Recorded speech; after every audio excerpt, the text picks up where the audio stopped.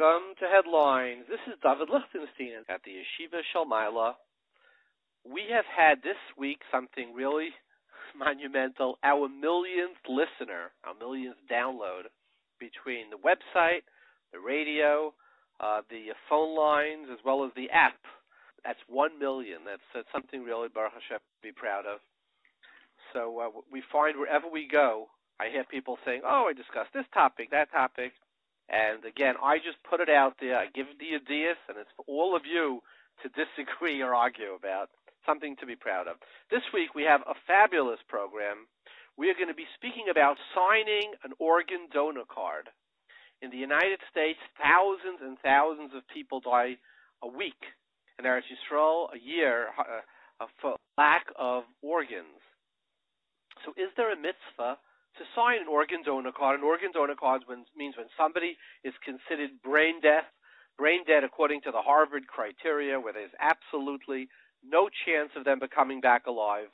And I think it's important to say the difference between a vegetative state, where there are a very small amount of people who have gotten better, it's in the single digits, but total brain death, nobody has ever come back to life. We'll hear the chief neurologist of Mount Sinai talk to that, even though there are a bunch who are going to disagree. But after total brain death, well, should they allow for heart organ transplants? And what would be, a person can save 6 to 8 people, 2 kidneys, liver, and multiple parts of the liver, the heart, lungs. Imagine the schus of 6 or 8 people being alive, Rahman al-Tan, after somebody died. We will have a number of wonderful rabbanim. We will have a clip from Hagoyin Reb David Feinstein, the son of, he will say over the sheet of Rav Moshe Feinstein in this. We will have Rav Yonason Binyamin Weiss, the Av Bezdin of Montreal, the chief rabbi of Montreal. We will have Rav Shmuel First, the Dayan of Chicago. We will have Rabbi Robbie Berman, the founder and director of the Halacha Organ Donor Society. We will have Dr. David Simpson, director of the Clinical Neurophysiology Laboratories and director of NeuroAIDS program at Mount Sinai Hospital. So we have really a very impressive group of people. Before we begin, I want to say a current news vart that is, I think, very tyrannic. Unless you've been Tairasayum Nasai or really out of touch with the news, you're aware, anybody who reads the paper today is aware of this new plague that is going on in America, sexual harassment. You know, Trump almost didn't become president because of it. Maybe he did become president. He brought in all the women who had been harassed by the former president, Bill Clinton, to sit by his debates to prove the point. We have now a senator who's stepping down. We have another big Senate race in Alabama that's contingent upon this. We've had, businessmen, movie producers, politicians, representatives stepping down, but it's all over the news. Every article you open, and you're thinking, what does that have to do with headlines? What is the first story of sexual harassment you've ever heard? Well, I'll tell you, you probably don't remember. When you studied it, you didn't understand it. But the definition of sexual harassment is an unwanted advance. And when did that happen? It says, Vateitze Dina, the story of Dina. It says, Vayaneha, right? So that was sexual harassment. And what happens? Something very interesting. What happens with sexual harassment with women or with minors, or it could be boys too, right? Men too. What happens? Usually people are quiet. And why is it? Either they're ashamed, or they feel that they're threatened in some way if they'll speak up. A lot of the women say, we would have lost our careers, we would have lost our jobs, we would have been embarrassed in the community, etc. What does it say by the story of Dinah? It says, Yaakov and the brothers did not know what to do. They were stymied. And Yaakov said, we could be threatened by the Ummah Olam if we do anything. And 2 of the, quote-unquote, the brothers who had an Azus de Kedusha, Shimon and Levi, what did they do? They stood up for their sister, and everybody knows what they did to Shechem, the town of Shechem. So what does Yaakov say at the end of the story? Yaakov turns on them, and Yaakov says, what did you do? You caused us to be endangered by all the Ummah Olam that surround us. We were threatened. Our lives were threatened. Our careers were threatened. All the stories we had today. And what did Shimon and Levi answer? They said, Hakizayna yase es achiseinu. And Yaakov is quiet. He doesn't respond. It seems that they had the last word. Now, here's what's interesting. Hakazayna yases acheseinu seems wrong. They should have said, Hakazayna asu es acheseinu. They made our seinu. Yaseh, the yud is always al shem asid. Rashi says by uz yashir. Allah believe. Yud is always goes on the future, right? A yud is a point. It means an idea enters your head, something that will happen. So they said, Hakazayna, will we in the future make our sister a zayna? They should have said they made her a zayna. But here's the thought: when something bad happens, when a child is sexually molested, or a child, a girl, a young woman, whatever age it is, right? Two things happen. There's hurt at the time, but there's also tremendous shame. Maybe a sense of guilt, maybe a sense of feeling less, maybe a sense of being, pugum, damaged. So how do we approach it? If we're silent and we look at this person and we don't say anything, it's sort of shtika kaida. All your fears are true. You thought you were less? I'm not saying anything. Am I going to say something about that? You thought you're dirtied? You thought that maybe you were guilty, maybe because you were a child.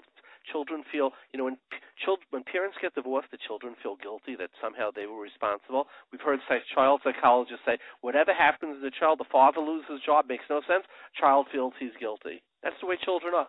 So you think it happened, you're guilty, say nothing. So you know what Shimon and Levi say?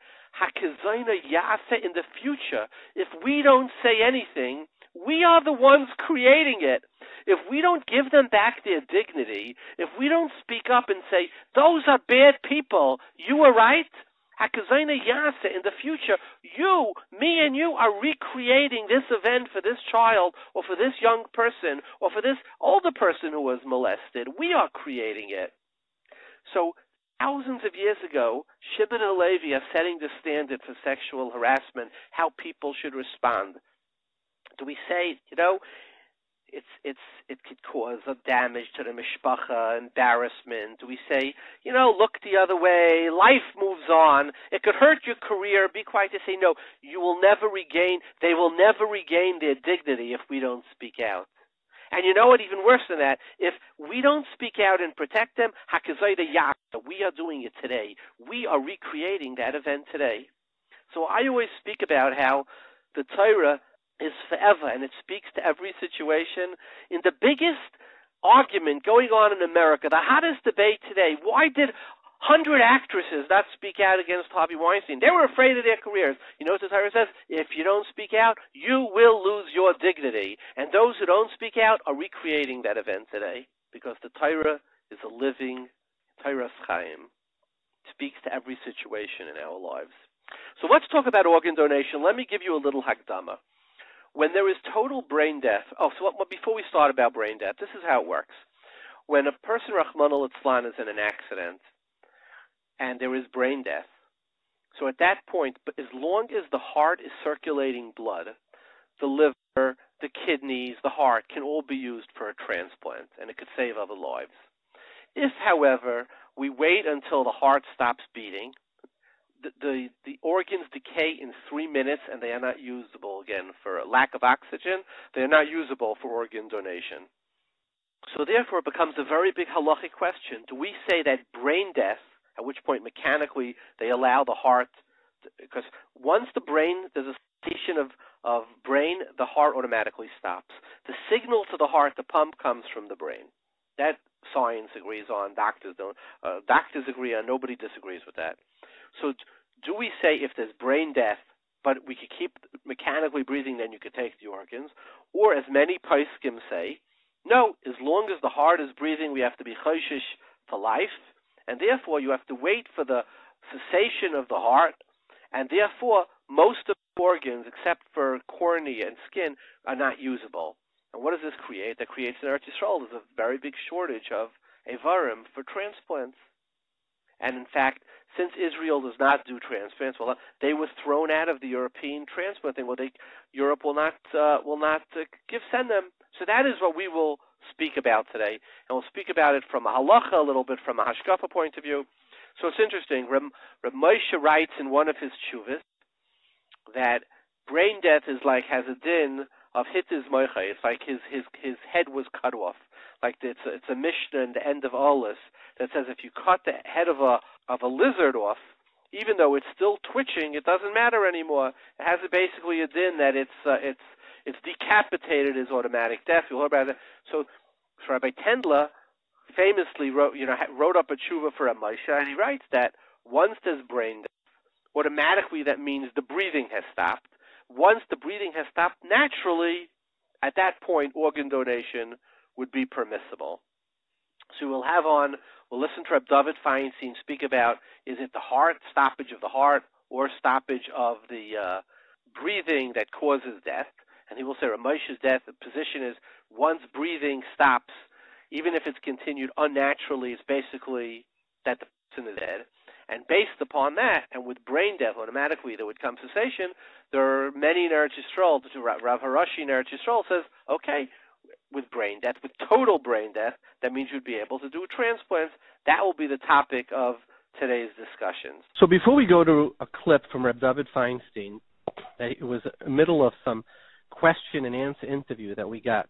I want to pose the following question, and I was not able to get a resolution to this. I tried. According to those poskim who believe that it's only heart and lung, it's not brain death that counts. So think of the following situation. You have a guy, his name is Mendel, Mamish Aimishid, Sidishid, gets Rachman al he's in an accident, his body is mangled, and they say he's going to die, his brain is fine. In the hospital next to him, there's a football player, Tony, who's the exact opposite. He had brain death, and his body is fine. So you have a doctor, he does a brain transplant, and this will happen in our lives. They transplant the brain of Mendel into Tony. Tony gets up a few days later. He's covered with tattoos, and he says, "Bring ahead the Negelwasser." He calls his wife, "Rezel, come." He goes to shul, he davens, Vislahavas, he goes to Beis Medrash, he learns the Machlokes, the Prima Godim, and the Chayodim, the Mamish, comes home, kisses all his kids, he has a tattoo. What could he do? Are you going to say the second person is not this Tony, who's now his, who's he going to say? You can say it's Tony, you're going to say it's Mendel. He doesn't know anything about football. He doesn't know how to play football. He's a goof, but the whole brain is the old person, right? So how could somebody take the position that brain death doesn't matter? And I'll tell you a funny situation that would come. According to the poskim who holds that it's heart death that's kaveh, the body that they took Mendel's brain out of, Mendel's brain, could still pump for another year mechanically. So you're going to say now there's two Mendels. There's the old Mendel who's lying in bed here, and there's new Mendel who's running around. Doesn't that sound absurd? I just couldn't get to the bottom of it. So here's Reb David Feinstein discussing, is it breathing that counts, which, by the way, brain death causes the immediate cessation naturally without a machine of breathing, or is it the pumping of the heart that counts? I believe that was the question. Listen to his response. My father's position was very simply that the stopping of breathing is a point of that's death. It doesn't matter if the heart is functioning or it doesn't function. As long as he stops breathing, he's considered dead. That's the way he explained the Gemara in Human. That's the way he said they always did in Europe when the Clever Kadisha went to test if a person is dead or not. Then he always just to test his breathing and nothing else. I'll repeat again the same thing. If the breathing has stopped, then he's considered dead. And that's it. Nothing else. Even if the heart's still beating. Right. Right. And anything else is not a criterion. That's all. Right. Now, if all those guidelines go with those guidelines, he would agree with it. And if it doesn't, he doesn't agree with it. Mm-hmm. But I understand. I mean, once the person is dead and someone's available to give the organ, why not? Right. Do you think Rav Moshe would have encouraged people to sign organ donor cards? I doubt it, but I don't know. In your opinion, what's the reason that Rav Moshe's opinion on brain death is so shrouded in mystery? Or there's many different sides on how to understand Rav Moshe. I mean, what? There's only one way. I don't think anybody argues that point. It's very simple. cessation of breathing. I don't think anybody ever said differently. Right, but when Reb Mordechai Tendler wrote up the healthcare proxy for the RCA, Reb Moshe Tendler. when Reb Moshe Tendler wrote up the healthcare proxy, many people came out and were saying not necessarily he is, that he has a real understanding of Reb Moshe. Many people were voicing that opinion. It never changed. It depends how you want to word it. If I tell you cessation of breathing and you say, oh, that brain death is that, I don't agree with that. I don't know anything about brain death. Quote me correctly. That's all, nothing else. And that's the whole argument against Rabbi Tendler. Because he translated cessation of breathing into brain death. Yeah, fine. He might be 100% right. I'm not even disputing the point. But what's the difference? He could say this brain dead cannot breathe, and therefore he is considered dead. That's the way it should be worded. He was very makpid that its words should not be changed. Quote him as is. He cannot breathe. Nothing else. So it was just due to the wording. That's the way it. So I'm saying so. That was the dispute, the original dispute. There were people disputed Rabbi Tendler's opinion that brain death is stopping of breathing. That's all. And if he's 100% right, no one's going to argue with him. So you're saying, in your opinion, if it's proven medically what Rabbi Tendler is saying, that would definitely be Rav Moshe's opinion. Right, 100%. But you're not sure that it has been proven. You're saying. I have no idea. I'm not saying I'm sure. I'm not sure. It's not my field. I don't know. Right. My father's Zatzal's position of what constitutes death is when a person cannot breathe on his own. It doesn't matter if his heart is working or is not working. Would it then be your opinion that Rav Moshe then would encourage organ donation in that situation? One has nothing to do with the other. If you're talking about here's a patient available for a heart transplant, fine. He would definitely encourage it. If you're talking about put it into the tank or whatever you want to call it, I doubt if he would agree with it. Again, I can't vouch for it, but I doubt. I think my whole purpose here is just to verify the position of stopping of breathing, and I think my services are ended. Thank you very, very much. I appreciate it. We have the honor of having with us from Montreal, Canada, Harav Hagoyin Reb Yonason Binyamin Weiss, who's the Chief Rabbi and Av Bezdin of Montreal. Welcome, Rabbi Weiss. Shalom Aleichem. Shalom Aleichem. So, Rabbi Weiss, what is the definition of death according to halacha? That's not that simple to answer. The definition of death according to halacha is basically total cessation of respiratory and circulatory function. And it's discussed at length in the Gemara, in halacha, in Shulchan Aruch, how to check a person who's buried under rubble to see if he's still alive or not. And to take that definition into a hospital setting is very challenging. And why would that be? Because with today's modern machinery, you can keep a person alive much longer than he would if he would not be in a hospital. You can connect him to a respirator. You can use various medications to sustain his blood pressure and cardiac function. So the question arises: what happens when a person is connected to all these type of machines, and he is given life support? When is the moment of death? So, given all those complications, if you have somebody who would, without these machines, would not have circulation or respiratory function, but he's hooked up because of the machines, how would you halachically define him? That's the problem. As long as there is respiratory function, even when it's with life support machinery, we cannot define him as dead because there is respiratory function. Okay. That's what complicates the equation. matter. Yeah. So what is the halachic status of total brain death?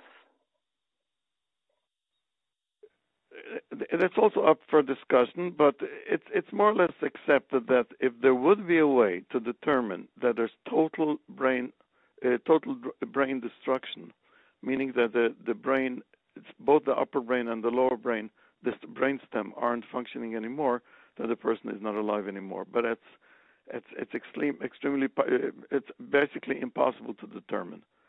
And so as long as there's respiratory function, we cannot declare him as dead because we don't know what's happening in the brain.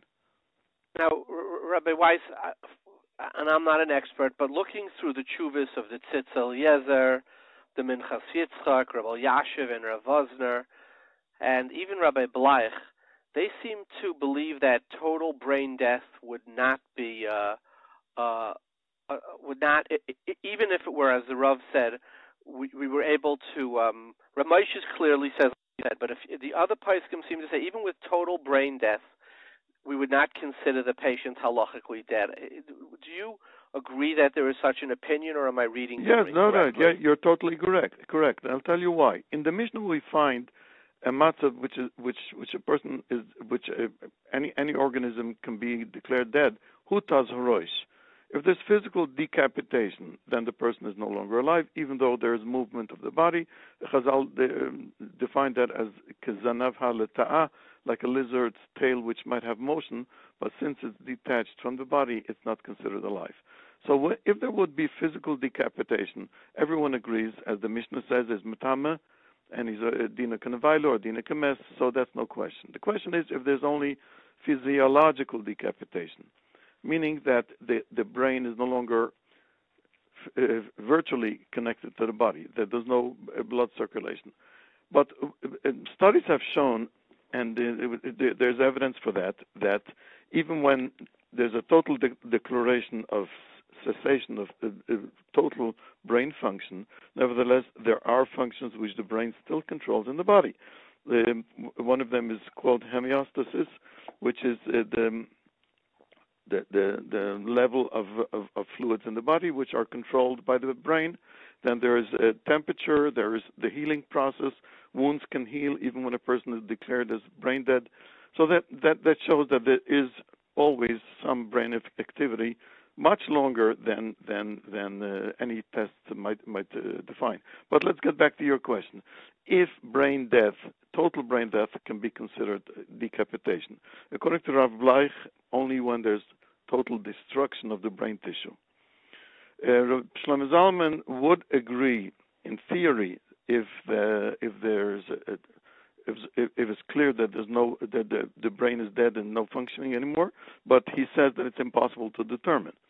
So it's more a theoretical question. It's not a practical question because it's impossible to determine. Rabbi, we do have people like the Tzitz Eliezer and the Minchas Yitzchak who seem to imply that even if it was total brain death, they base it on the Chassam Sofer.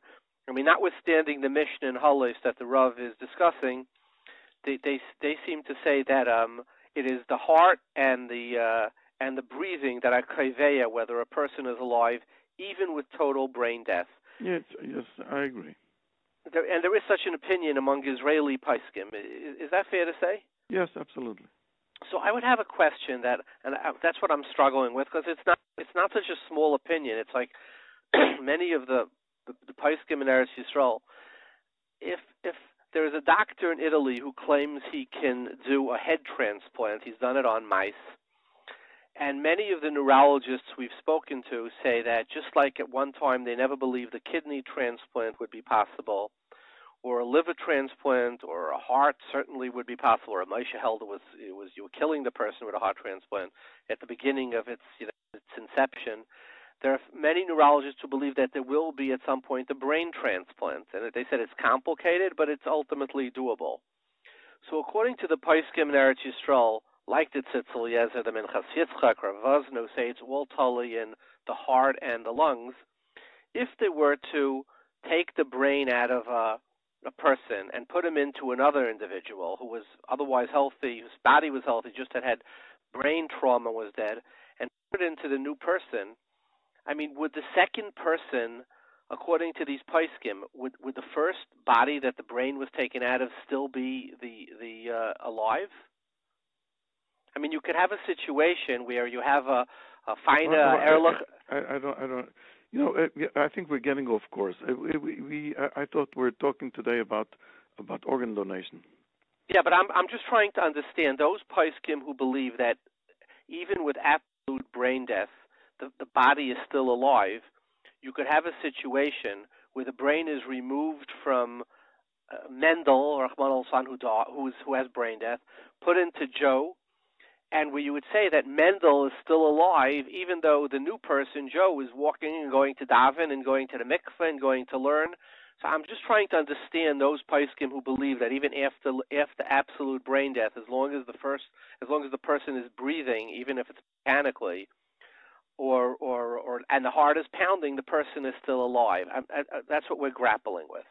So I don't understand your difficulty to understand that. When a person is alive, he's alive. If there's no determination of death according to the Chasam Sofer, because there's still movement and there's still breathing, so he's still alive. So what's the problem if a part of his body is in another body? So now the second person has the operation. Let's stick to organ donation. The question was at what point is it possible to take organs from person A and give them to person B? And of course that depends if organs can be taken out of person A, because person A is being killed by taking the organs out of him. That was okay. Yeah. I was just struggling to understand those who believe that it's total brain death would still be, the person would be alive. How you could have a second person walking around with and responding as the first individual, and yet say that the first person is alive. That's what I was. And when there's a heart transplant, lev yodei amoros nafshoi, the lev has some sort of feelings. How would we say if the person? I think that when we say lev yodei amoros nafshoi, let's say today they can transplant the heart of a pig into a human. So I find that somebody who got a pig's heart, would he want to go to a piggery and splash around in the mud? I mean, I think it's more important to talk lemaise than theory. These are academics. But they can't transplant the heart of a pig into a person at this point in time. No, only valves. Okay, so would we say that the person would feel differently because he has a pig's valve?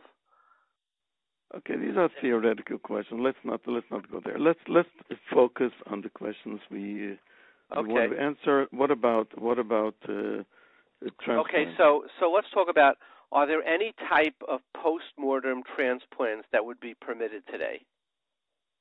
Okay, so there's a major difference between transplants that are taken from a dead body, or transplants or organs that have to be donated while the person is still alive. And of course that relates to the first question, how long is a person considered alive? So if a person, let's say those organs that have to be still blood circulated to keep them viable, to be able to use them for the transplant, for instance a heart or a liver, we have to deal with the serious problem of killing the donor.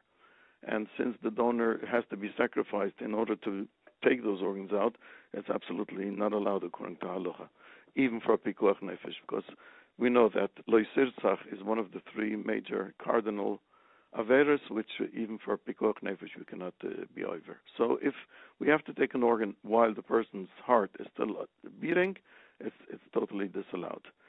Post-mortem organs from those type of organs which can be removed from a dead body, for instance, corneal transplants, skin transplants, bone transplants, which remain viable even when the person is declared total death, respiratory and circulatory death.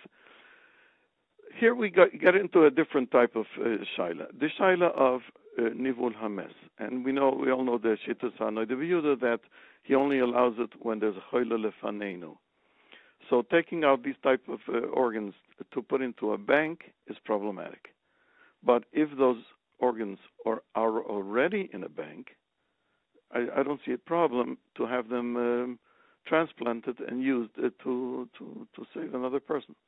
But if there would be a chayla lefanecha who needed one of these avarim, then it would be mutter according to the Noda B'Yehuda. Yes. Now, let's say could it be done without the donor's permission?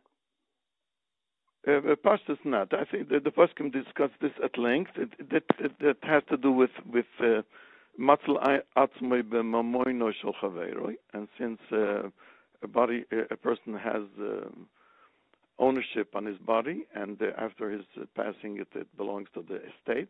There's no way to take that without permission. It's gezel, and also the person has to agree and consent to have his body to be desecrated even to save someone else's life. So this is something which needs permission. So let me ask you a question, Rabbi. If the person was asked before he was nifta, saying somebody needs your organ to live, would that person be required to say, yes, he can have my organ? That's a good question. The person is not required. There might be a mitzvah, but a chiyuv. We can't say it's a chiyuv. You can't be mechayiv the whole world to give money to save someone here or someone there. If he has a direct connection to that person, maybe he has a greater chiyuv than someone else. But this is like you can't be mechayiv someone to pay to save someone unless he's there on the spot. And he has to hire people to loisamad dam re'echu, and even then he has a right for compensation, to be remunerated for any monies he has expended for the other person. So would you say, Rabbi Weiss, that many people are hesitant to give a kidney? It's scary. It could be painful. It's to undergo an operation is not a simple thing. But if somebody knew post-death that somebody would need their avarim, that would be a big mitzvah to do? Well, kidney transplants are live transplants. People give kidneys to their friends or to their children, and this is a total different question. If a person is obligated to donate part of his body to save someone else, is it a chiyuv? Is it a mitzvah? Is it allowed? Is it recommended? This is a very broad debate on this subject, and it covers also bone marrow transplants and even blood transplants. There's a machlokes in the poskim if we can be mechayiv someone to give blood. The Tzitz Eliezer, for instance, was of the opinion we can be mechayiv. In Kal V'chomer, when it comes to bone marrow transplants, which are painful and the person is bedridden for a few days. The maskon of the poskim is that when it comes to giving a part of a body, like a kidney transplant or a lobe of a liver, which sometimes is necessary, these are issues which involve giving up part of a body. There's the known tshuva of the Radbaz, that it's daruchei darkanoim, and it's impossible to say that the Torah requires and mandates a person to give away a part of his body to save someone else. So the maskun of the poskim is that it's a mitzvah, it's recommended, but it's no chiyuv. No, but would it make sense to say that if there would be a situation that post-death somebody could give an organ, where at that point it's not painful, they don't have to spend time in a hospital, they don't lose, they don't put themselves at risk, that it would kal v'chomer, ben b'nai shel kal v'chomer would be a mitzvah? Okay, then if it's chayla lefanenu, yes, it's allowed. But who's going to determine 10 years earlier that there's going to be a chayla lefanenu? Yeah, but if it would be a chayla lefanenu, if the chayla lefanenu and there's no issur of nivul hames and the person gave consent, it probably would be a mitzvah. Now, if the person is obligated to sign such that's a good question, because I think the laws and the systems in place now for organ transplants don't even allow connecting up the donor with the recipient. It has to go through registries and So it's a theoretical question. It's not a well. In Eretz Yisrael, it's a more realistic question where they allow more matching than they do in America, and where what do they say? Many people die in Eretz Yisrael because of a lack of a recipient, a lack of a donor. Yeah. Yeah, but those people that will die without a donor, all of these people need organs which are taken out of a living person, yes. A person that is not declared dead yet. So that's the real reason why there's a lack of organs. Okay, so Rabbi Weiss, if there would be a way to ascertain total brain death, right? Mm-hmm. Would you say that signing a donor card would be a permissible thing? No, because let me tell you why. There's an interesting debate, the debate was basically resolved. Many years ago, about 20 years ago, the Rabbanut Rashit in Eretz Yisrael gave out that very famous psak that they rely on brain death, and all the other poskim disagreed. Not only the poskim in Eretz Yisrael, but it's very known that the RCA in America appointed a halachic committee to look into this in 2010, and they decided against the definition of brain death, and the same is with the London Bezdin and in Tufshin Ayin Aleph. So this is almost a consensus against brain death. Now, even the Rabbanut that allowed the definition of brain death, I'm in possession of a letter of the former chief rabbi, Rav Amar. He wrote in Tufshin Ayin Aleph that even when they agreed, meaning Maran Rav Ovadia and him, and the Rabbanut to the law in Israel about brain death, nevertheless, they did not allow it when it comes to organ donation, because organ donation, they felt that there's a Pirza Gedoyle, and you can't really rely on the doctors that they're not going to take out the organs before total brain death. So it's more of a question of the practicality of how it's done than a question of halacha. Yes. Yeah. And of course, we have those poskim that say that the brain death alone is not enough. We need the cessation of respiration and circulatory function. But we don't understand that opinion. We've agreed, right? What do you mean we don't understand? But that's an opinion, and that's halacha. If we understand or not is irrelevant. So let me just tell you, if you accept that opinion, this is what could happen. Theoretically, you could do a brain transplant from Mendel to Joe, a football player, where Joe gets up the next morning, he's walking around, he's learning with his chavrusa, he knows his wife and kids, he has no idea who Joe's family is, and where Mechel, the old body, is still alive. So basically, he's turned into two people, which is something that is very hard to understand. So that's why you want to be doiche the divrei poskim, the Chasam Sofer, and the Meches Hitzchak and all the rest. I'm sorry. So wait. If my understanding is lacking, it doesn't change the halacha. But with the Chasam Sofer and the other poskim who say before them that say that, let's say he says heartbeat and breathing, the simple reading of that is that they're saying that it's before they had brain scans in the times of the Chasam Sofer, the way, like Rav Moshe writes, the way in Europe they saw how a person is alive was by testing breathing, was by testing heart. So the question is it a sibur or a siman? And the argument would be that the Chasam Sofer is saying that it's a siman and it's not a sibur, that the person is not their heart. A person could get a heart transplant, the mechanical heart. Exactly. So what is the definer of death? No one knows. Only HaKadosh Baruch Hu knows the moment when he takes away the neshama. And no one knows and no one can know. We can only define the moment after death. If we see when a person is lifeless, we know he's not alive. But the moment of death is not something we can determine. Well, so I'm saying, so theoretically you could have one person who becomes two people then. So what? Okay. So, Rabbi Weiss, if brain death is considered ritzicha, right? Because would we be permitted to receive organs from such a person? And we had on somebody from the Organ Donation Society. He said that before they do a transplant, they actually do a tissue sampling to match the two parties.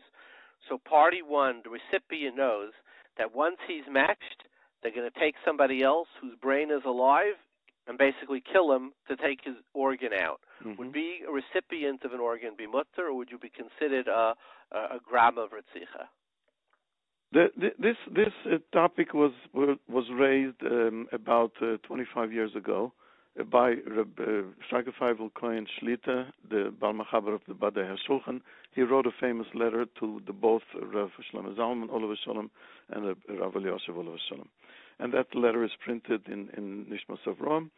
He brought up this concern that by agreeing, by consenting to receive that organ, the heart or whatever it is, he is basically complicit in taking someone's life. And both Rav Eliashiv and both Rav Shlomo Zalman, very interesting, they both wrote two separate shuvas, and they based their decision on different arguments, but both of them reached the same conclusion, that in Chutz La'aretz, where we have Roiv non-Jews, it is allowed. But in Eretz Yisrael, we Roiv are Jewish, the doctors are Jewish, and the Roiv patients are Jewish. It is not allowed even to save a life.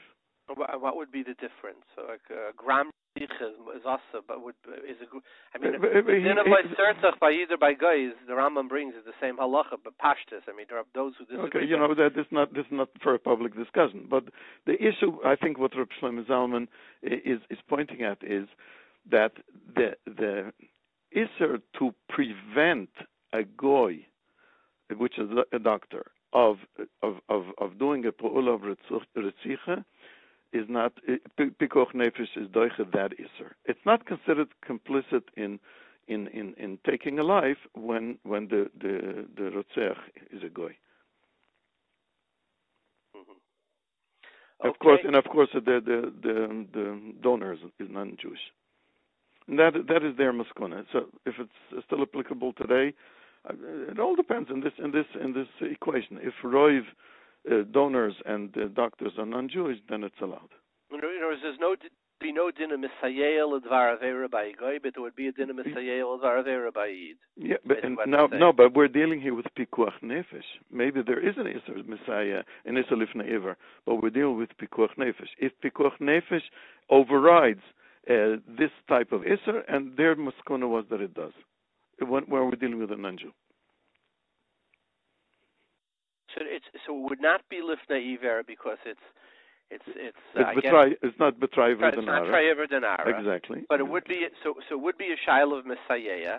So Misayeh of Ritzicha by a Yisrael would be Asa, but Misayeh by Ritzicha by a non-Yisrael would be Mutter. No, it wouldn't be Mutter. It wouldn't be Mutter, but Pikuach Nefesh is Doiche. The Pikuach Nefesh is Doiche the Issa Misayeh by a guy, but it's not Doiche the Issa Misayeh by a Yid. That's basically the Psak. Yes. Mm-hmm. Well, Rabbi Weiss, as always, it's a great honor having you on with us. Thank you very much. It was a pleasure. Thank you. Good Shabbos. We have the honor of having with us from Chicago, Rav Hagoyin Rav Shmuel First. He's the Rav of the Agudas Yisrael of Chicago. He is the Dayan of the Aguda, and he the famous Paisik from Chicago. Welcome, Rav First. So, Rabbi, first, could you tell us, since you're a very close Talmud to Rav Moshe, it's very disputed. What was the das of the Baal Igros Moshe? When is somebody halachically dead? How did Rav Moshe look at brain dead? Did he have a din of ditzitz moichai? How did he look at it? According to, I've spoken to Rav Moshe a number of times about. I called him from Chicago. A number of issues on a person who's dying, when he's considered dead or not. Not once did Rav Moshe ever mention to me about brain dead. He always asked me, what's with the heart? He never asked him about the brain at all. And I spoke to other Talmidim from Rav Moshe, and they told me the same thing. Whenever it came to Shiloh, when they called them up, he never asked about the brain. He always asked about the heart. From his previous tshuvas, that he says clearly it's telling the heart and not the brain. There's a tshuva, there's two tshuvas, but the latest tshuva, which is written to Dr. Bundy, is, I think it's in Chelik Ches Igros Moshe. There's a tshuva, I got a copy of it. It's not a ksav yad from Moshe. It's typed with a so-called Ramoshe's Chasima. I don't believe Ramoshe signed it. It's not his handwriting at that time. And I don't think Ramoshe would agree that brain death is dead. Even though I know there's some members of the family that disagree, Lanias Daiti, I know from firsthand, speaking to Ramoshe a number of times, not once did he mention brain death. In fact, even out there in the world, there are many doctors that don't accept the Harvard criteria. They don't accept brain death as dead. The person is still alive. There are case histories already. The doctors declare him brain dead, and today they're walking the streets. They came out of it. Either someone had strokes, they didn't come completely out of it, but they were still living and they're healthy. Plus, even if Shlomo Zalman writes, even if you say Ramoshe did hold brain dead, but there's a steer in Chuvas. Certain Chuvas, he says clearly, it's telling the heart, not the brain. So at least it's a suffix. You're dealing with suffix nefashis. So Shlomo Zalman writes clearly that brain dead is not dead. And he says even according to Ramoshe, it's a suffix. We don't know what he held. But Lamaisa Ladina of Shlomo Zalman, Yashiv, I heard a person from Visoy Anke Fisher, they all held brain dead is not dead. They consider alive. I heard this from Yashiv.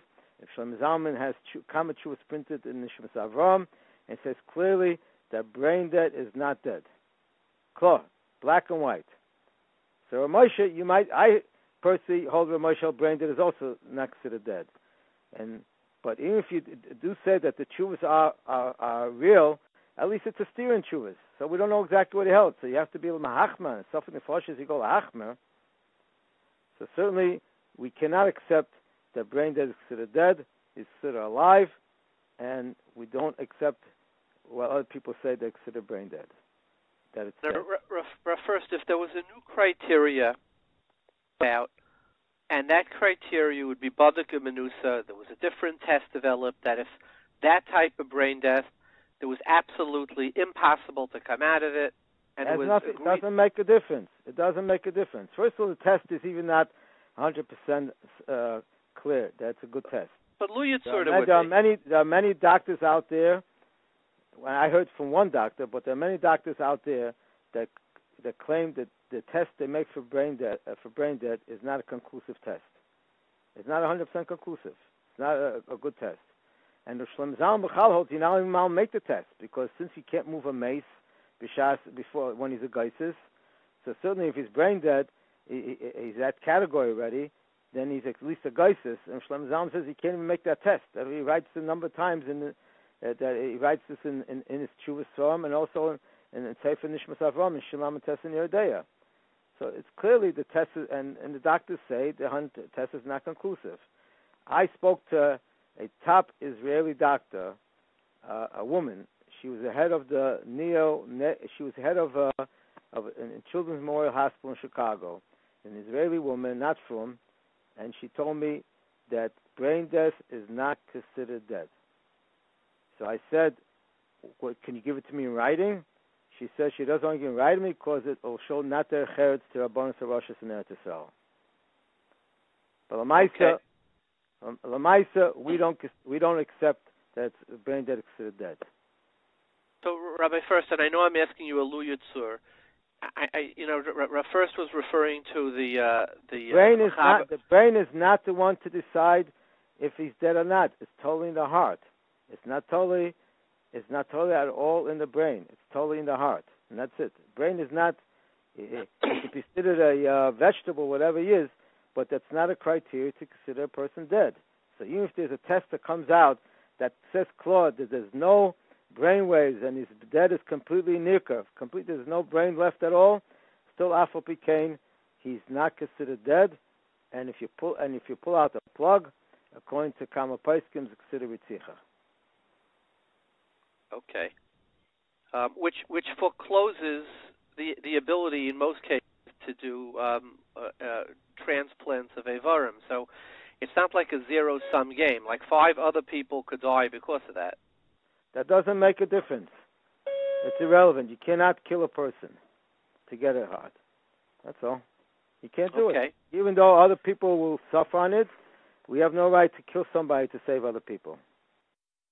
We have on the phone with us from Yerushalayim, Robbie Berman, who's the founder and director of the Halachic Organ Donor Society. Welcome, Robert. How are you? Thank you very much for having me. Tell us a little bit about the Halachic Organ Donor Society. The Hod Society started about 15 years ago. I started it mainly because I saw that Israelis were dying because Israel had the worst organ donor rate in the world, registration rate in the Western world, and they were not allowed to participate in the European Union of organ sharing because they never had a surplus.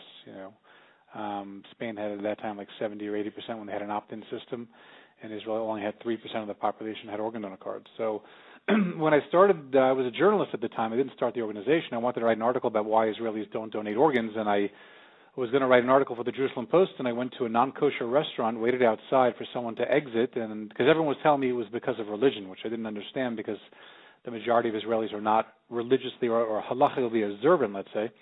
So this guy came out of the non-kosher Burger King on Emek Rafaim, and he had a tattoo on his left shoulder, and he was eating a cheeseburger. And I said, I'm doing an article for the Jerusalem Post. I said, I'm just curious, do you have an organ donor card? And he said to me the following words, which I'll never forget. He said to me, Ani chas v'chalila za'asor lefi halacha. So I said, that is classic. Yeah. Okay. I said, you do realize you're eating a cheeseburger and you got a tattoo? He says, yeah. He says, when I living my life, I don't really care about halacha, but when it comes to death, I don't want to mess around. And you know that's the story, reality. Robbie. You know the story that they say that a very famous Reform rabbi wanted to be buried in an Orthodox a Beis HaKfaris. So somebody asked him why. He said, listen, everybody knows that God is Orthodox. That's pretty funny. Continue. So, and what did you do about it? Oh, so when I saw that this was a reality, and when I spoke with a bunch of rabbis, I realized they did not understand what brain death was. Even today, I meet rabbis who confuse brain death with PVS, persistent vegetative state, or coma, or brain damage, but they just didn't understand the ABCs. Forget about halacha, for the medical realities. And then when you take a look at the halacha, there were rabbis who didn't understand there were different girsas of the Gemara in Yuma, and the Gemara was printed by Bamberg, a Christian Jew. He was the editor at the time in the early 1500s. And it seems to be that both the manuscripts that are extant today, as well as the internal logic of the sugya, that we don't have the correct version, the girsa that we have. There's different girsas on this particular sugya. That the girsa that was printed by the Christian editor was not the original girsa. So, whether you believe, whether you agree with that or not, the point is, rabbis were not even aware of it. They just weren't aware of it. So, I started this organization to encourage Jews to learn about the issues, and I've said from the very beginning that any article ever written against organ donation will appear on our website. Any rabbi who's against organ donation, who's willing to be interviewed by me on video, I will place that interview on our website. We're all about education, and we hope people will learn about the issues and make a choice which they think is the correct choice. But I don't hold anything against people who disagree with organ donation. I am upset with people who don't look into the issue and remain ignorant about it, both from the medical and the halachic perspective. Because, when it comes down to it, you, me, and every Joe Schmo across the street has got to take an organ when they need one. So if you're going to take an organ, you might as well consider donating one. And to consider donating one, you have to learn what the issues are, and people don't know the issues. Now, can you just tell us what is the importance in Israel to having, explain to us most people listening, thank God, are healthy and don't have issues with organ donation, but for somebody who's been an askin on behalf of the tzibur as a large, like the Chafetz Chaim said, people think that there's like a chevra, like a certain, an organization of those who die. You have to be signed up, the club of people who get sick and die. It's sort of not a societal thing, but you sign up for it. Explain to us what it means not having organs in Eretz Yisrael, or not having a healthy organ donor protocol. I'm sorry, I actually didn't understand what you said. The Chafetz Chaim said there was some kind of... Chafetz Chaim used to joke. He said people would think that there's a chevra, like an organization or a club, that these are designated as the people who die or get sick. And I'm not part of that club. Like, why should I say Tillim or Nabi? I'm not part of that club. So I say it's not going to happen. The phenomenon is not going to happen to me. Yeah, like or Right. somebody I know or whatever. So explain Right. to us explain the importance of organ donation to our community at large. Well, first of all, Jews have a very bad name in the medical community that they take organs, they don't give organs. The chief rabbi and a number of rabbis in France came out with a ruling this year that Jews can't donate organs, but it's okay to take. Jonathan Sachs, the former chief rabbi of England, came out with a ruling saying Jews can't donate organs because his Beit Din doesn't accept brain death. But if Jews ever need an organ, it's okay to take them from quote-unquote other people. Who would the other people be? I think we all know, right? So, Jews have a bad name that they're known for take organs when they need them, but they don't donate when they're asked. So that's first. Second, Israel suffers from a lot of people not donating organs, so people die. Over 100 people die every year, and Israelis, whenever the New York Times and CNN and NPR has reported over the past 5 years, just Google it, whenever black market rings are broken up for trafficking in the illegal market of organs, Israelis are involved. All the time, Israelis. If you take a look at New York, in America, the average amount of Americans that have organ donor cards signed on the back of their license is about 45 to 50%. Where do most Jews live in America? They live in New York. So New York State has the lowest organ donor rate out of any registration rate out of any state in America. And why? Because the Jews are 25% of the population of New York. So they contribute to that. They're not the sole reason, but they contribute to the fact that there's not a lot of donation going on. And when the 7,000 Americans die in America waiting for organs, most of them die in New York State because people are not donating in New York State. So this is a huge problem that Jews are dying in Israel needlessly. They're dying in New York needlessly.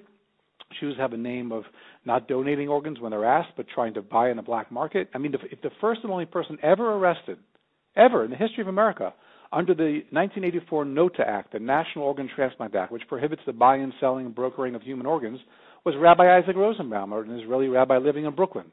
How does that look? How does that stain on the Jewish people? When any student anywhere in the world is doing research on organ donation and is doing research on public policy concerning organ donation, and they Google payment for organs, the first thing that pops up is an Israeli Jewish Orthodox rabbi was arrested and put in prison for a few years for buying and selling organs. So this is a huge problem. It's not just that people are dying needlessly; it's that there's an incredible Chil Hashem going on, and the Jews have a hand in this. Now, here are some statistics. In the United States, every 10 minutes, somebody is added to the organ donor list, and 20 people die each day while waiting for a transplant. There's another interesting one organ donor can save 8 lives. Right. So in Israel, in the United States, it's 20 a day. In Israel, it's how many? Well, it's about 100 a year. So I guess doesn't one that every 2 sound? days. It just doesn't sound right, because if you do 20 a day in the United States, that would be 20 times 365 would be around 7,000, give or take. And Right. what size is Israel compared to the United States? It's, let's say, 7, 14, 21, 28, 35. It's 150. It's 2%. So you're right. It's around it should be around 140 based on that. And you say it's 100. Okay. So let's continue. So tell us, what have you done about this? So I went around trying to sit with rabbis who would give me their valuable time to go through the sugyas with them and explain to them the medical reality of brain death, go through the sugyas, and I signed up over 300 rabbis to get organ donor cards, both in Israel and abroad, and that filtered down I worked together with Adi, which is Israel Transplant here in Israel. I write their halachic material, I give lectures to their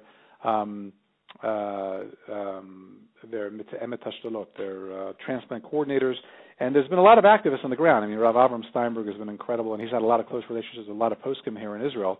Shlomo Zalman Auerbach, Rav Avad Yosef, and he's done a lot of amazing work with Avram Steinberg. And he and some other people and me, we're trying to push the issue and educate people and get people to get organ donor cards. So that's what we've done, and the numbers have gone up. Instead of 3% now, the population in Israel, close to 16% of the population have organ donor cards. And instead of 120 who are dying every year now, it fluctuates, but it gets down sometimes to 80, 75, by the way, people a year. I figured out the discrepancy why in the United States it would be around 7,000 a year, and why in Israel it's 100. That we're off by 40. And I imagine is that for kidney donors, you probably have a lot of people agreeing to do live transplants. Is that correct? Well, a lot is a relative word. But enough to save the 40 people or so who would otherwise die without a kidney, and that would explain the discrepancy. I imagine that the 100 is basically based on those who need kidney, not kidney, heart, liver, or other such lung, those other arteries that can't be given while alive. It's very possible. So talk to me. Which Rabbanim have signed on to the signing a donor card? And to give me some prominent Rabbanim that people would recognize.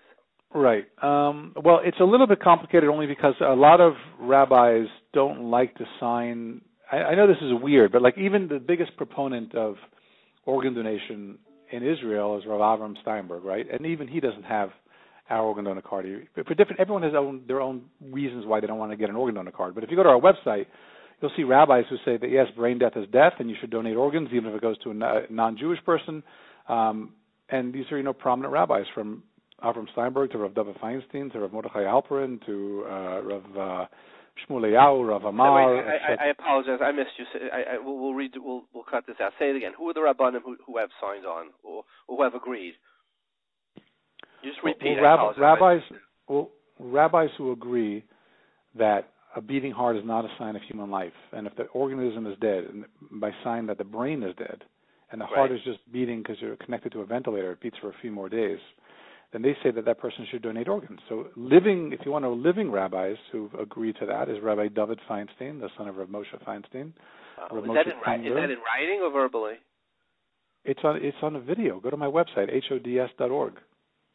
Wow, I have to see that. That's wild. Yeah. And so I'll tell you something funny. When Rav Moshe's Piskei Tshuva came out that said that people should donate organs, people said the tshuvas were forged. So then, are you talking about the Bondi letter? Well, let me finish. So that was a Piskei Tshuva of Igros Moshe.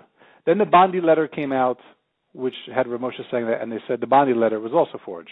Then Rav David Feinstein wrote a letter and saying, I don't know what everyone's talking about. I spoke about this with my father. This was his position. Jews should be organ donors in the hospitals in New York, even if their heart's still beating. And they said about that letter that it was forged. So I went down to the Lower East Side, and I paid $500 for a film crew to go down there. And I got Rav David to agree. And I filmed Rav David, and he says, you should donate organs. That was my father's position. A beating heart is not a sign of human life.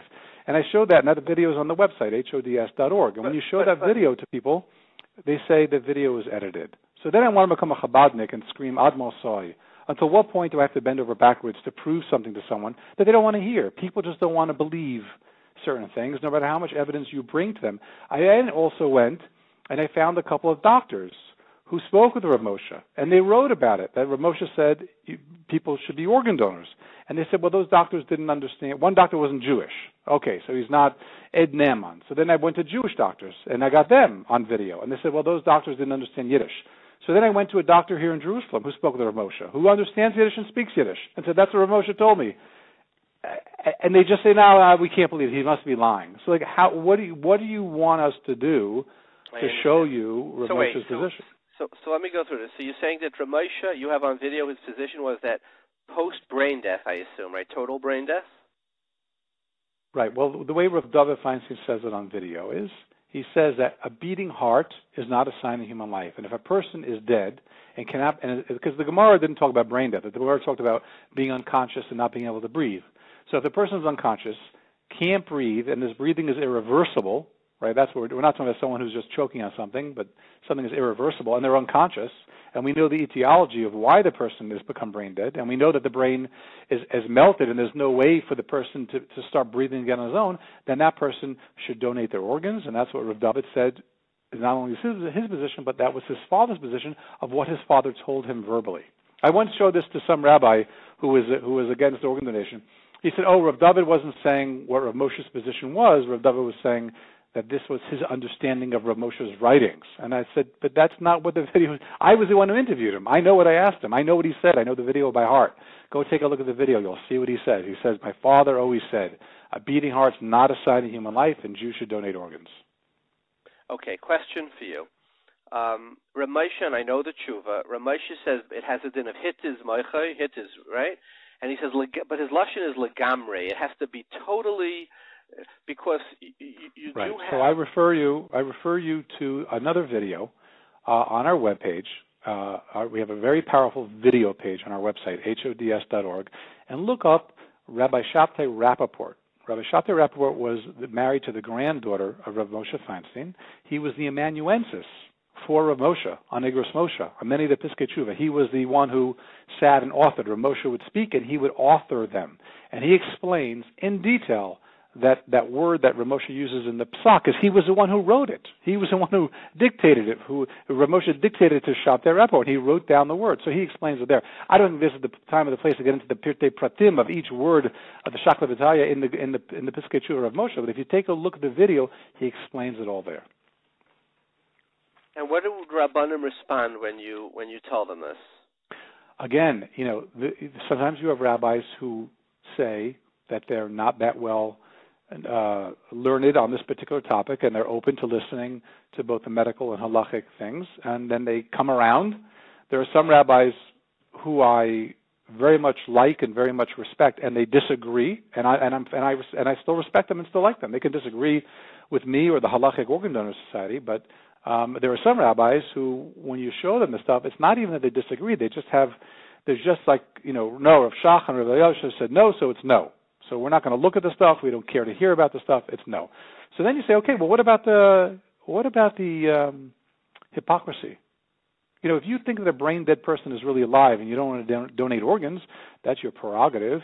You have a right to believe that. You have a right not to donate organs. But then, so why don't you then issue a ruling to your community that you can't take an organ?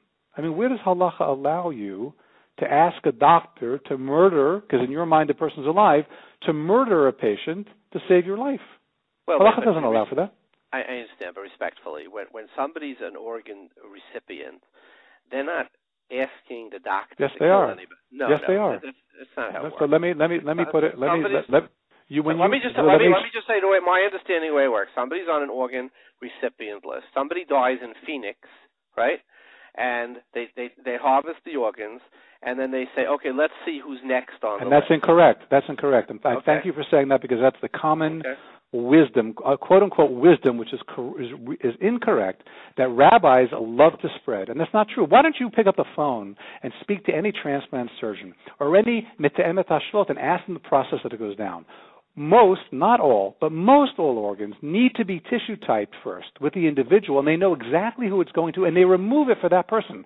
A heart only exists outside the human body for 4 hours, and then you can't transplant it anymore. Believe me, sometimes they put the recipient and the donor in the same hospital, and they'll crack the patient's chest for the recipient before they take it out of the donor. So now it is true that a kidney that can last 36 hours, they will take out a kidney even if they're not 100% sure who the kidney is going for, but not all the time. And there have been some cases where a heart was not removed from a donor who wanted to be an organ donor because they did not have the specific recipient with that blood type in that region that the heart could get to him within 4 hours. So when you put yourself on an organ donor list, let's not play games here. You're saying, I'm asking the medical establishment, UNOS, United Network of Organ Sharing, to please have a doctor remove a beating heart from a living, in their mind, right, a living human being, remove the heart, which is akin to killing them. Remove that person's heart, kill them in order to save my life. Where does halacha allow for that?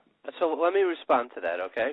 If in that protocol that you're talking about, there's a tshuva from two big paiskim, the Ravid of Yerushalayim, Rav Moshe Sternbuch, as well as Rav Shmuel Baruch Werner, who was the chief rabbi of Israel, of Tel Aviv, and they say that the protocol for loy sirtzach for a Jew and a Goy come from different places. From a Goy, it comes from the Sheva Mitzvahs B'nai Noach, and from a Yid, it comes from loy sirtzach. And what's the nafkamina? The nafkamina would be, for example, a mercy killing. Also, sirtzach, you cannot kill for a mercy killing. A person's under the most excruciating pain. You're not allowed to kill the person. The Zayin Mitzvahs B'nai Noach say we follow the protocol that's established in society, and it would be considered allowed. You remind me of the Gemara. Let me finish my point. So therefore, in the case of a brain death, it's very possible that a society that is elected that its protocol is brain death, and therefore the person is considered a doctor. Certainly an Eina Yehudi would be allowed to remove the brain, and he would not have an Issa Ritzicha. Whereas on the other hand, even if somebody was a goisis, right, and at the edge and in terrible pain, you would not be allowed to kill him because leisirtzach is not based upon whether it's considered a killing according to law, but it's considered based on is there any mashu of chiyas. This is an accepted psak of two of the great poskim, and for that reason, you would be permissible to do it. You asked me what's a halachic source. So you remind me. So I'll throw back a Gemara at you. You remind me of a famous Yerushalmi. I think it's in Bava Basra, of Shimon and Shetach with the donkey. You familiar with that story? Yes. So the kids, his students say, return. We got the diamond. That's great. He says, no, return the diamond to the non-Jew. They said, don't you know the halacha? You don't have to return stolen goods to a non-Jew. He said, yeah, I know the halacha, but do you think I'm a barbarian? In other words, he's saying that you could still follow halacha and still be a barbarian. So I can find you halachic. I can wrap 50 halachas around my small finger to justify anything, but that doesn't mean that is an ethical thing to do. Wait, so if you're going it's ethics, we could talk about, but you asked me, what's a halachic source? I gave you a genuine halachic source. Is it ethical or not? Is it debate? You're saying we got halachic. I got halachic sources to back up Yigal Amir for murdering Yitzchak Rabin. I hope you won't be one of his followers as well. You can find a halachic source for anything. The question is whether or not it is moral. And as we see from the Gemara and Shimon Meshetach, just because you follow halacha doesn't mean you're being a moral person. You could still be acting like a barbarian. And that's what I think it is. A person who believes that a brain-dead person is still alive, but then asks another human being, a physician, to remove that heart from that living human being so you could live, I think that is immoral. That's my opinion. Let's assume you're correct. The fact that a person who does it is doing it immorally is not a reason to be matter him to kill somebody who he believes. You're saying since you're right. You're taking it, so he must be that now we should allow somebody else. No, I didn't say that. Don't put words in my mouth. Okay. I didn't say that. I'm saying let them realize there's a cost for their conviction. Let them have enough courage to stand up with a conviction and say, I do not accept brain death as death, so I will not take organs. I'm saying there's hypocrisy here. I'm not saying they should now allow for organ donation. No, I respect their opinion, although I disagree with it. But now get up and say, I will not take organs. That's hypocrisy. That shows you they're using halacha and manipulating halacha to do what they want to do. Not because it's the truth, not because it's Torah, not because it's halacha. They manipulate it every which way to justify whatever it is they want to do. Now I want to make a very clear point here. The Halachic Organ Donor Society, we don't have poskim, we don't issue piskei halacha. We're an educational organization. We try to show both sides of the debate as much as we can, and we actually offer an organ donor card that allows people to sign up and say, hey, we accept brain death. We want to donate organs upon brain death and donate all 8 life-saving organs. Or, alternatively, we don't accept brain death, and we want to wait for the brain and the heart to stop beating, and therefore we'll donate skin and cornea, which is medically all you can do after the heart stops beating. So we don't draw a line in the sand and say you're either with us or against us based on the brain death controversy. We recognize there's a debate. We offer people a card that will allow them to get one or the other definition. I don't have a problem with a person not rejecting brain death. I do have a problem morally with a person who rejects brain death but has no problem taking an organ. Okay, let me go back to the Psak of Ramesha. I don't disagree with that. Let me go back to the Psak of Ramesha that you're quoting, because let's look at it. We went through four Piskei Shula Nigros Moshe, the letter from Bundy. No. Let's go through it. The one that started it all is the Moshe's Psak in Yeridei Chel Gimel Sim Kuf Lamed Beis, which because he has many different psakim where are not so clear, and his lashon is. He says, "Gam shekvar nirkav hamoach legamre," when the brain has completely withered or completely decayed. I'm not sure what exactly nirkav, how you would translate it. Have kehutas harosh b'kayach. It's the equivalent of decapitation. So here's the question I would ask you. There are a number of meaningful tests out there that show that even post-brain death, a noticeable number of brain-dead patients show blood flow when given radionuclide tests, right? Which means, and that's based on a study, seminars in nuclear medicine, etc. Mm-hmm. So here's the question. Given that a noticeable number do have blood flow, to say that there's been total decay of the brain, right, is something that you would have to say is at best a suffix. and therefore, according to Ramosha's standard that you have to have nirkav legamre, it has to be totally rotted or decayed, would not be a standard that we could prove without giving this radionuclide test, which they do not give for the most part. So therefore, even though you could say, look, it's not a vadei ritzicha, but according to Ramosha, it should be a suffix ritzicha. How do you deal with that? Well, first of all, you should, unfortunately, Rav Moshe has passed away, but you should have asked that question to Rav Moshe when he gave a number of rulings, halacha l'maisa, in the hospital for people to donate organs. That's first. Second, as I mentioned before... Wait, so let me respond to that. Rav Moshe was responding to a question, and it's obvious from the question, from Rabbi Tendla, in which he was told that it is nirkav legamre. So now that we know that it is not nirkav legamre, because, and this is a test that was done, this is posthumously of Rav Moshe, that this study, because it was a study that was 20 years after his death, that many of them do have blood flow. So he's responding to a metzias that was not presented.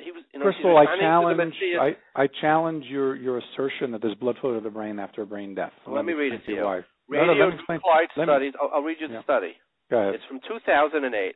Radionuclide studies in the determination of brain death, criteria, concepts, and controversies. Lionel S. Zuckier, M.D., Seminars in Nuclear Medicine, Volume 38, July 2008. Evidence-based guideline update. I mean, this is 20 years or so after would you like me to respond? Yes, please. Great. First, there's a doctor, a neurosurgeon, a brain surgeon, whose name is Noam Stadland in Chicago. The guy is brilliant, and he's written about this and addressed the issue before. And I highly recommend that you go to our website at hods.org and find some of the articles that he's written to address this. That's first. Second, do you think that a gland is a brain? In other words, if you have a gland in your body, that's not the same as a brain, right? So if I have a gland that is in my skull area, but it's not necessarily a part of the brain, that wouldn't be the brain either. It's just a gland. So what that study is talking about is that some people are, after brain death, their body is still able to control temperature of their body. And that, it seems to be, that is controlled by a gland in the skull. Now, even after your heart dies, and you would determine death based on cardiac death, there's still cellular activity in the heart. There's still electrical activity in the heart, but no one says the person's alive because the heart's not functioning as a heart. So in the brain, even if you want to say that some cells are alive, that doesn't mean you have a living human being. Now, if you want to know what Rav Moshe meant by the word legamre, I recommend that you go to the website, hods.org, look at the video page of his amanuensis, Rav Moshe's amanuensis, who wrote that down for him and explained to you exactly what Rav Moshe meant. I asked him that question, and I don't want to put words in his mouth or misquote him, even a word here or there. I highly recommend that you do it. Okay, so give us a few other Rabbanim. We have Rav Moshe according to Rav David Feinstein. Which other Rabbanim support this position? Well, you mentioned Rav Moshe Sternbuch from the Eda Charedis, right? Right. Would you be shocked to know that he accepts brain death? I would be shocked. I honestly would Right. be shocked. So I would recommend that you go to the website of where? The Halacha Organ Donor Study, hods.org, and look at the video interview with Rav Abraham Steinberg, and look at him talk about Rav Moshe Sternbuch and what his position was on brain death. Shlomo Zalman Auerbach.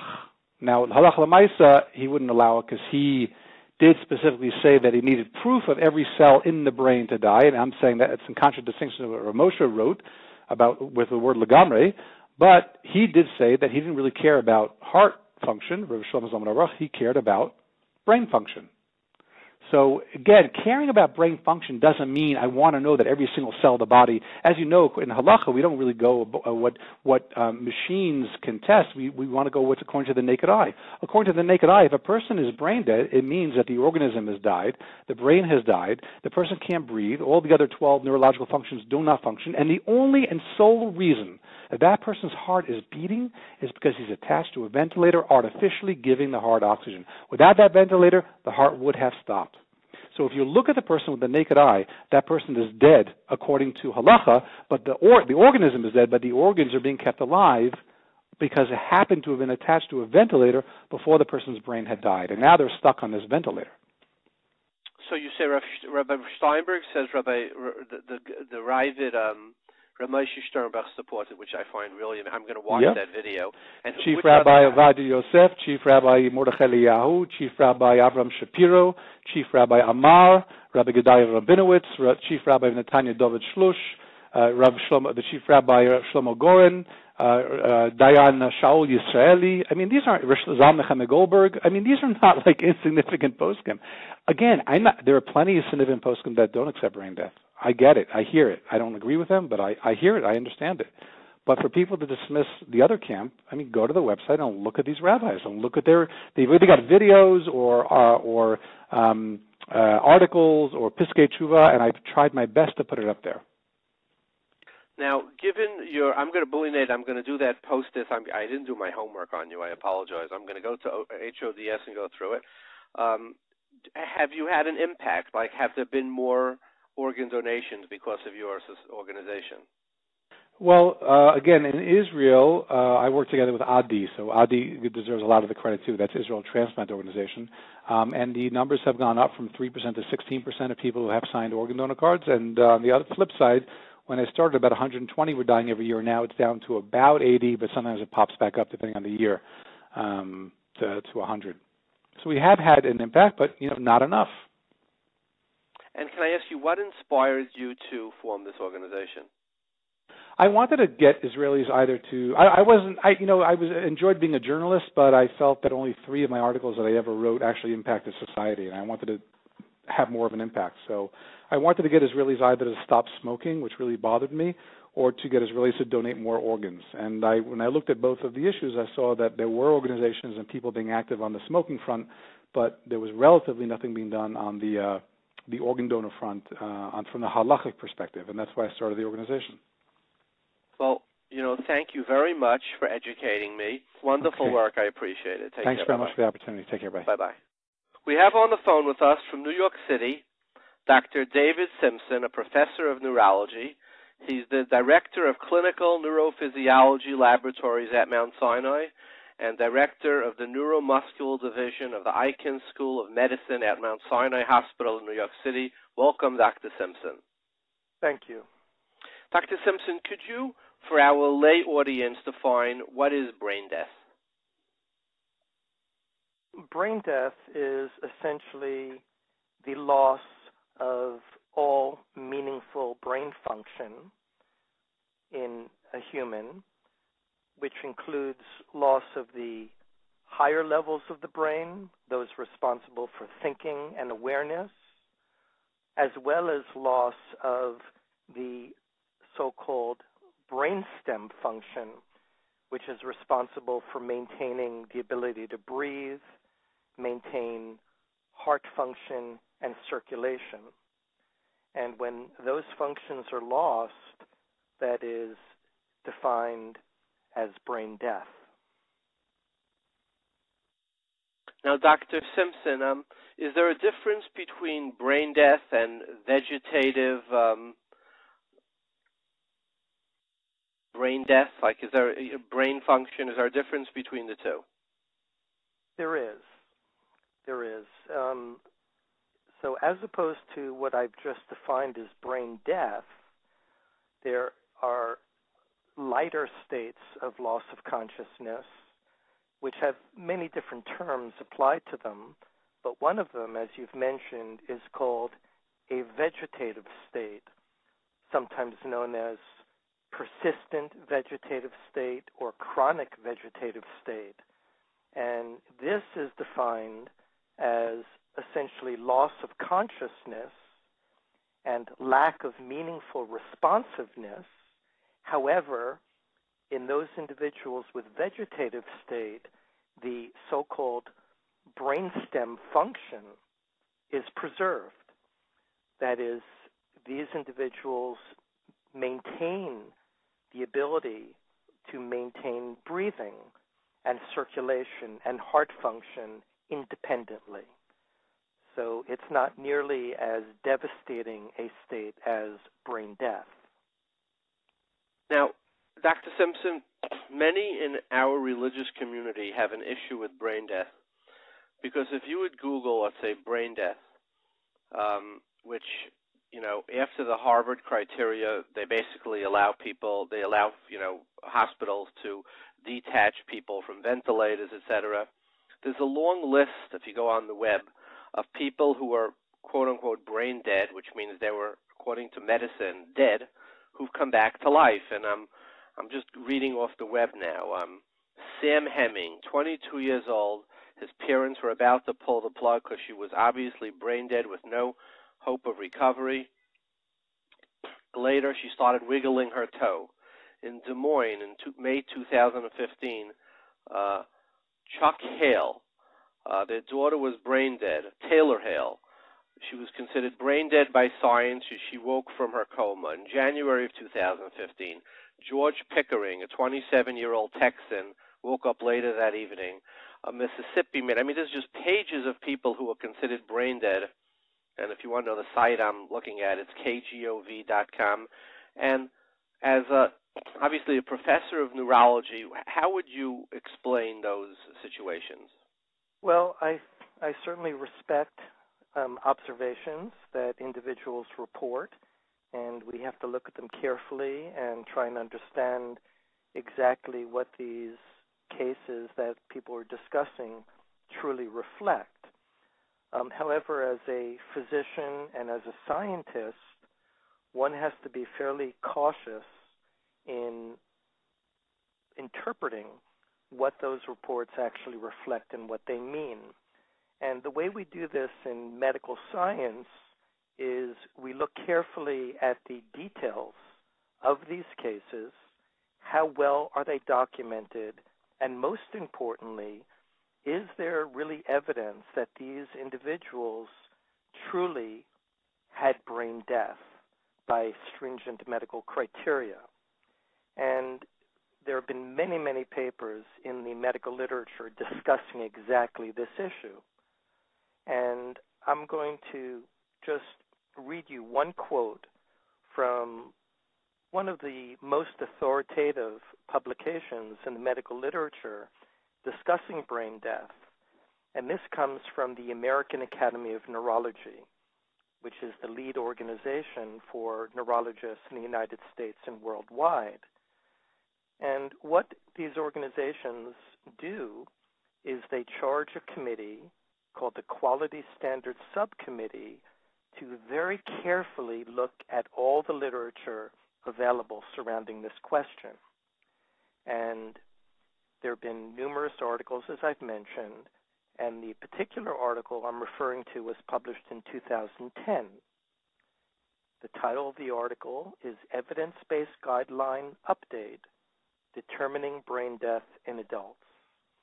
And in the abstract, which essentially discusses the main points of the article, I'm going to read the first sentence of the results and recommendations section, and it goes as follows, to quote, "In adults, there are no published reports of recovery of neurologic function after a diagnosis of brain death using the criteria reviewed in the 1995 American Academy of Neurology Practice Parameter," unquote.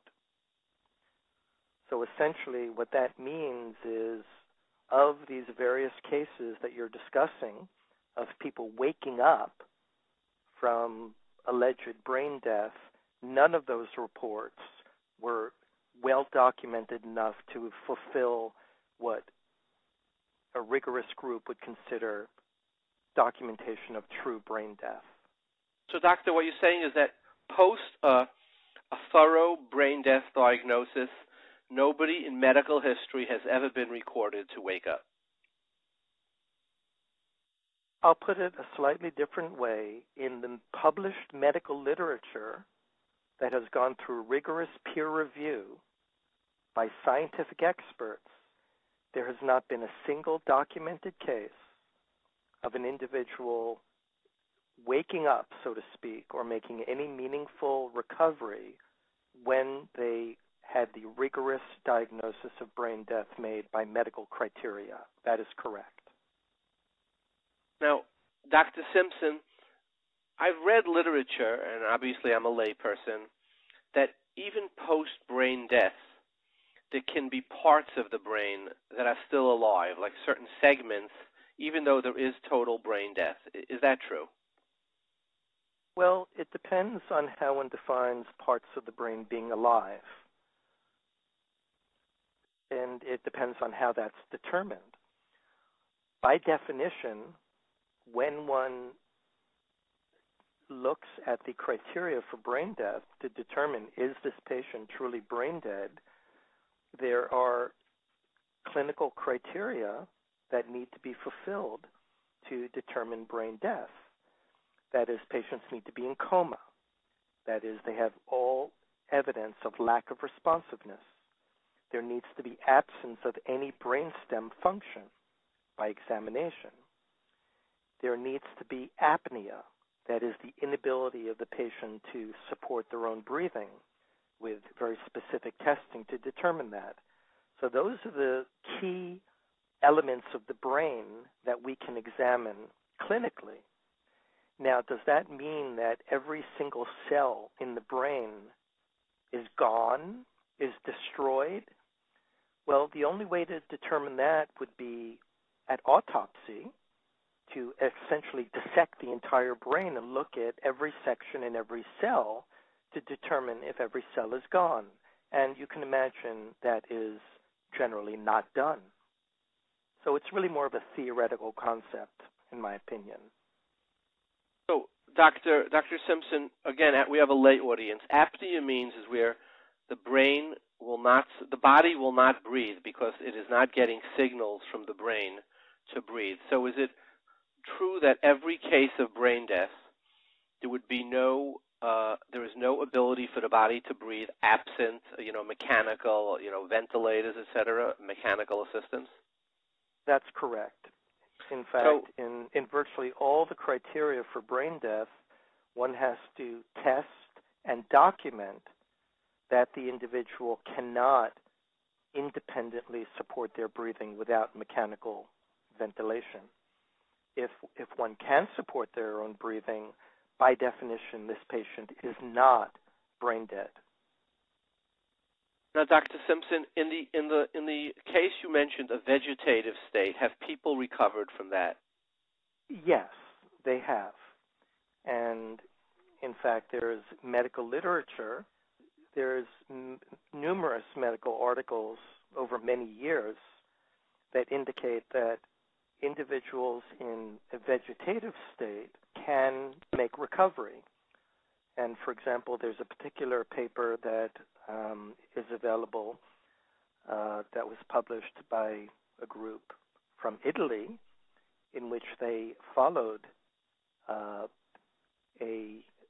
4-year period of time, 194 patients who had severe brain injury and were in vegetative state, and about 32%